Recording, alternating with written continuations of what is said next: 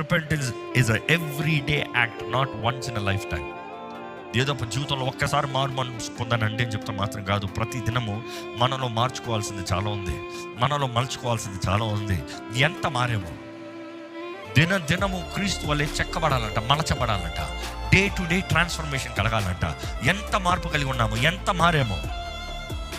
ఎక్కడ మీలో ఎప్పుడు చెప్తా ఉంటాను, నిన్నటి నుండి ఈ రోజుకి ఎంత మార్పు, 10 రోజుల నుండి ఇప్పటికి ఎంత మార్పు, పోయిన సంవత్సరానికి ఈ సంవత్సరానికి ఎంత మార్పు.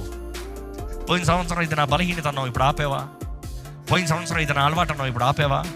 పోయిన సంవత్సరం ఈ పాపం నుండి నాకు విడుదల కావాలన్నావు, ఇప్పుడు మార్పు విడుదల కలిగి ఉన్నావా? How much have you changed? ఎంత మార్పు కలిగి ఉన్నావు, ఎంత విడుదల కలిగి ఉన్నావు? బైబిల్ చూసినప్పుడు దేవుడు వాకి తెలియజేస్తుంది. పేతురు రాసిన మొదటి పత్రిక 1వ అధ్యాయము 15-16 వచనాలు ఏమని తెలియజేయబడుతుంది చూడండి.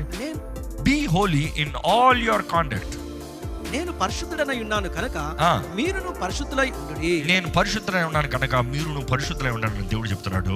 Continue please. కాగా మీరు విధేయులకు పిల్లలై.